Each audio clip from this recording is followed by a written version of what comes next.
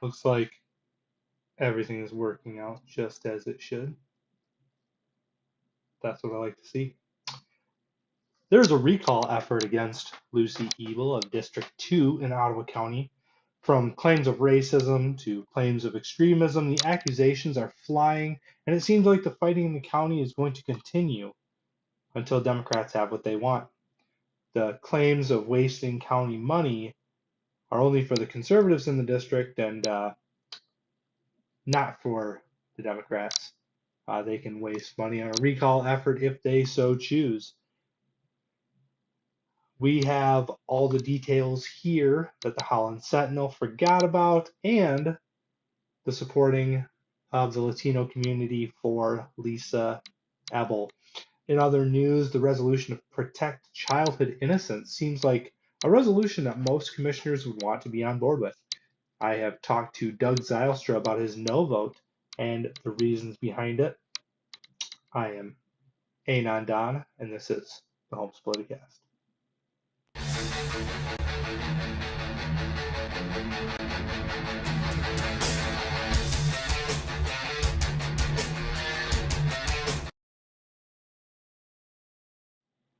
All right, so we will start off with this recall effort against Lucy Ebel. Now, Lucy Ebel is obviously our Ottawa County Commissioner, second district.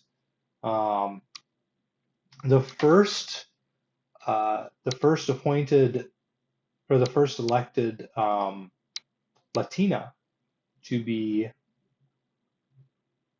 elected to the Board of Commissioners. I feel like I repeated myself a lot there. The first Latina woman to be elected commissioner in Ottawa County. There we go. So that has been hailed by Democrats as a momentous event. The Democrat Party has just celebrated that with fervor and the aplomb, all of which you would expect from the party that really places a lot of importance in identity. Oh, wait. No, none of that happened. Never mind. So Lucy Ebel has been quite a controversial figure, actually, in Ottawa County. And what the recall effort is an attempt to balance the board back to a more favorable position for the Democrats. Now, I don't think this is going to really work out. I think Ottawa Impact still has the votes necessary to do most of the things they want. Um, Jacob Bonema will still be voting with the Ottawa Impact candidates on a lot of different things. I think uh, even though he's been maligned by some in Ottawa County as being a turncoat or a Democrat, I don't think that that's it. I think he had a problem with a couple of things Ottawa Impact did, or at least the candidates. So I don't think this recall effort is really going to go anywhere. But what is interesting is that this recall effort is led in large part by Joe Spalding, who ran against Lucy Ebel. So he thinks he can win another election. I do find this interesting. The Democrats have been um, criticizing the commissioners for wasting tax dollars. So because they wasted so many tax dollars, let's have another election. It seems like a legitimate, use of tax dollars, right? So Lucy Ebel, um, I can't find the wording uh, of the recall petition because news sites just don't put that out there. So I'll have to find that. I'm gonna get the actual wording of it, but the there's a great write-up, of course, in the Grand Haven Tribune and the Holland Sentinel. Holland Sentinel's Sarah Leach reports that recall paperwork has been filed against Lucy Ebel. And as we go through this, we see, her talking about dismantling those elements of county government they feel threatened by. Oh, so this is what Jackson wrote. Since taking their oaths of office in January, the 6 members of the Board of Commissioners associated with the Ottawa Impact PAC have revealed their intention of dismantling those elements of county government they feel threatened by, regardless of public opinion. This is a statement that he wrote to local media. So Ebel did not respond to a request to Sarah Leach, which is to be expected. None of the Ottawa Impact people really talked to the press, including me, actually, which is slightly disappointing for me because I definitely support them and would love to have conversations with them. But regardless, she didn't answer the Holland Sentinel, which I totally understand. They have not been friendly toward her, have not congratulated her for being the first Latino elected, even though her identity, because she's not a liberal, it doesn't matter. So she's the target here. And how did she become the target? Uh, well, that I can't really answer for you in a definitive way, right? So interestingly enough, though, the person. So you know what? Actually, I'm gonna stay focused on this article. So she talks about the controversial decisions. Miss Leach, of course, talks about the controversial decisions that have been made. Um, let's see. Jackson says that um, the people living in second district, or for those living in the second district, Lucy Ebel and Ottawa Impact are too extreme. The recall position, my goodness, the recall petition filed Monday states on February 28, 2023, Commissioner Lucy Ebel voted for a motion to correct the previous Board of Commissioners December 13th, 2022 resolution that appointed Adeline Hambley as Administrative Health Officer for Ottawa County. Commissioner Ebel voted for the motion after Ms. Hambley challenged in court the Commission's designation of her status as Interim Health Officer. So the claim is that she voted on this motion after the challenge is already made, the suing involved. So they're basically going after Lucy Ebel's votes here.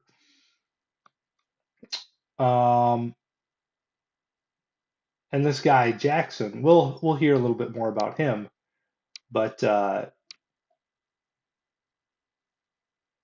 Jackson says that Ebel is not an independent representative and merely follows direction from Moss and Rhodey in terms of how to vote.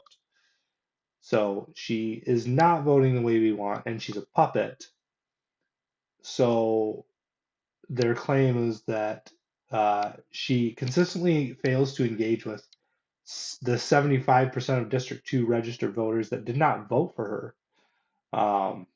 And I'm not quite sure, have other people been reaching out to her from District 2? Um, I don't know about that. I don't know about that claim, but that claim seems to be something that may be factually false. So I'm not sure how this petition actually went through. If that's the case, that may not be in the petition, though. Again, I don't have the petition in front of me, so it'll be interesting to see if this petition is approved.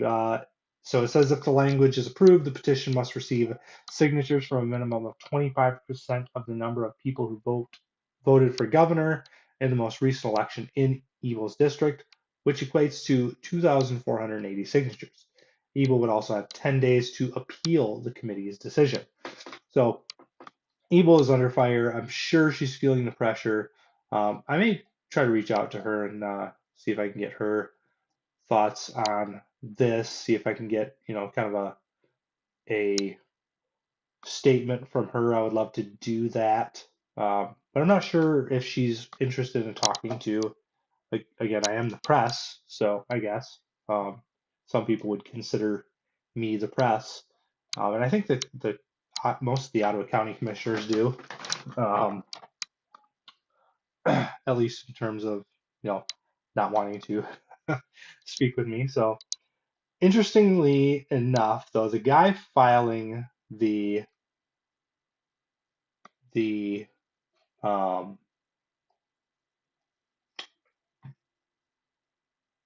words are just flying from my head today. It is a Friday night, and I am just whipped. So the guy that um, put forward this proposal to recall Lucy Ebel is he's had past arrests, lewd posts on Instagram, anti-Latino slurs have been used. So again, this man, I'm not really certain how many people are behind it, and we'll find out, I guess, if the language is approved and he gets the votes. But the direction that he's coming from, I'm not sure is great. So this is from Mitchell Boatman, also of the Holland Sentinel. Miss Leach must have forgotten about these allegations or these things that have been surrounding Larry Jackson while she was writing hers. And I get it. She's a busy lady. I'm sure she doesn't have time to read, all of the posts for the paper that she's the senior editor for. But regardless, she did leave out some of these important facts. Um, This article from the Holland Sentinel says he was arrested for carrying a concealed weapon without a permit in Virginia Beach in 2005, to which he pled guilty. He was also found guilty of public drunkenness in Hampton County. In 2008, Jackson pled guilty to a DUI in Virginia Beach, was found guilty of disorderly conduct in Norfolk. He also had 8 separate charges of driving with a suspended license over a 6-year period while in Virginia. Uh, he was charged with providing officers with a fraudulent ID. He pled guilty to one charge and the other was dismissed.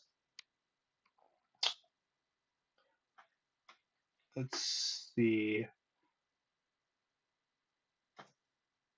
In addition to the past criminal charges, the article continues, several social media posts from Jackson in 2012 and 2013 containing lewd content, anti-women, and anti-Hispanic messaging have surfaced. The posts were discovered on Jackson's Instagram page, which is no longer active as of Tuesday morning. So that was about last year. Jackson told MIRS that the posts were, quote, a long time ago and said, quote, I don't even remember that Instagram post necessarily when I asked about the specific posts. It's weird how their memory just goes, right? They just all of a sudden get this brain fog, and I I don't remember posting that. So again, this is the guy that is putting forward these accusations against Lucy Ebel. This is the guy that's trying to have her recalled, and um, I think there was a claim from one of the speakers at the Ottawa County Commissioners meeting last time that Doug Zylstra was actually endorsing him. I didn't ask Doug about that today because it wasn't something that registered with me. It wasn't on my radar. But I think I will maybe reach out to him and see if I can get a statement on that, or if he hears this and he just wants to text me a statement on like if he still supports Larry Jackson or where he's at with that whole situation. That would be great. I would love to hear from you, Doug. Um, so that's the man that is putting forward the recall of Lucy Ebel.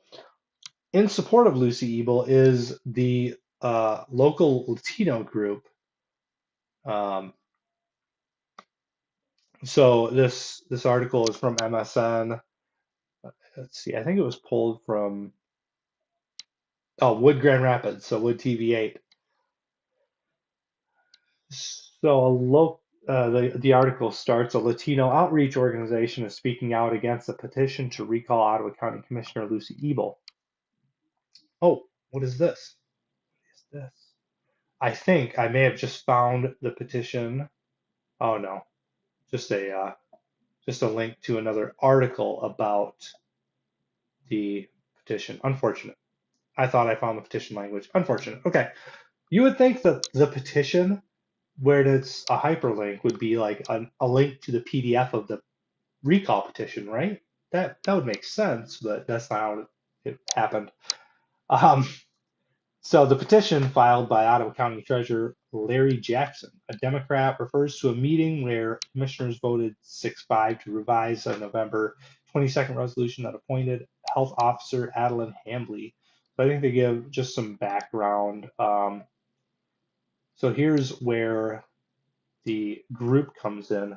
Lucy, this is from the article. Lucy is the only Latina on the commission board, and she's also the first Latina to be elected onto the board. So with them removing her, it's taking away our voice, our cultures. Our culture believes in faith, family, freedom, and if you remove her, then who are we going to have represent us on the commission board? Said Cindy Amante, state director of Proposito, Michigan. And then they go on to say, a special election will be held. So Proposito, Michigan is supporting Miss Lucy Ebel. Let's see. Oh, purpose is the translation. So yeah, there's Proposito, Michigan. Looks like they're a statewide. Oh, no, they're around here. They have Ottawa County monthly meetings. Looks like they meet here in Ottawa County, Kent County, Ingham County. So they're all over, actually. So Miss Ebel has a lot of support from the Hispanic community, which is great to see. She also has a lot of support from those in her own community.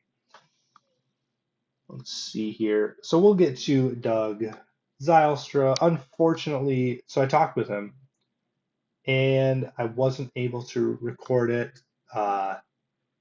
But I did talk with him about his no vote, and we'll just keep his lovely picture up here with his phone number. You can contact him. He actually will probably answer you, and if you're not being a jerk, he'll probably talk to you. But he did talk to me a little bit about his no vote.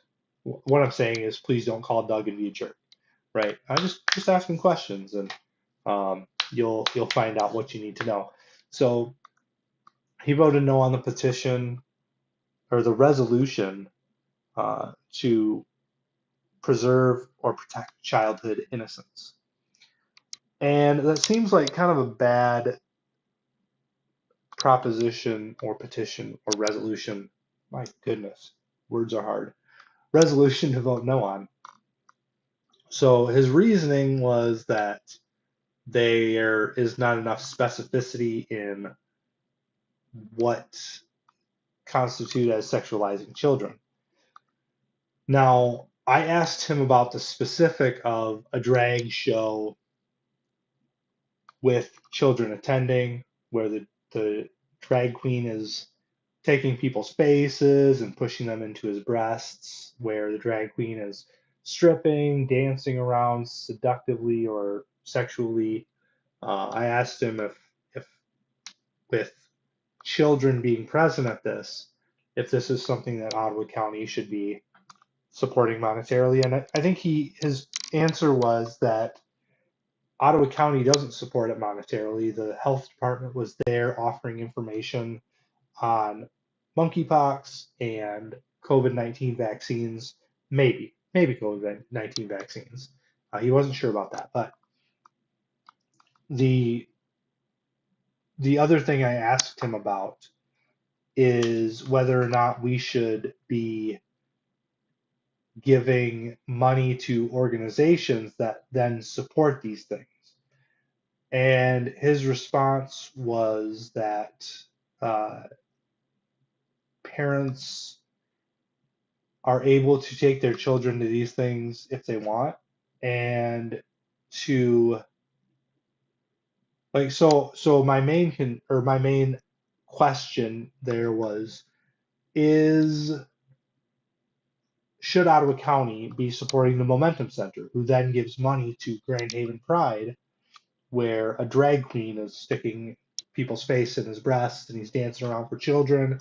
And the answer was that yes, they should, because they offer many other services, and not the thing he kept on coming back to is he said not everything is for everyone. And he said, some people take their children to football games, and some people take their children to other things, and some people take their children to watch drag queens dancing around and strutting their stuff. And that's, I mean, he didn't say those words, but that's the kind of where my mind was going. I'm like, well, maybe a football game is a little different than like a drag show, right? And he did concede that those aren't the same things. He was not saying that a drag show is the same as a football game, but the comparison was still made, and uh, I think that's not a great comparison. I think there's a lot of people that think that maybe drag shows and shows that are made to be inherently sexual should maybe be kept in private places, like a private building that you can only enter if you're 18. And drag queens have been making their way into everything from the streets to the libraries to Dana Nessel wants one in every school. And um, yeah, drag queens are just everywhere, it seems. And I think the concern is that that's an inherently sexual thing. So that's kind of what's going on with our county commissioners. Not a lot for you today, so that's where I'm going to end it. If you like the show, if you like what I'm doing, make sure you subscribe to either the YouTube or the podcast or wherever you're listening here. Make sure you share it with some friends. I'm mostly word of mouth, so people, sharing this information and talking about it and showing it to other people. That's how I will get my name out there a little bit more. I'm working on maybe getting some advertising going here in the near future. I would like to make this a little bit more of a legitimate operation. So we'll see about that. But in the meantime, this is Anand with the Homes Politicast. Hoping that you have a great weekend, and I will see you next week where we will have more discussion about the Protecting Childhood Innocence resolution from the commissioners.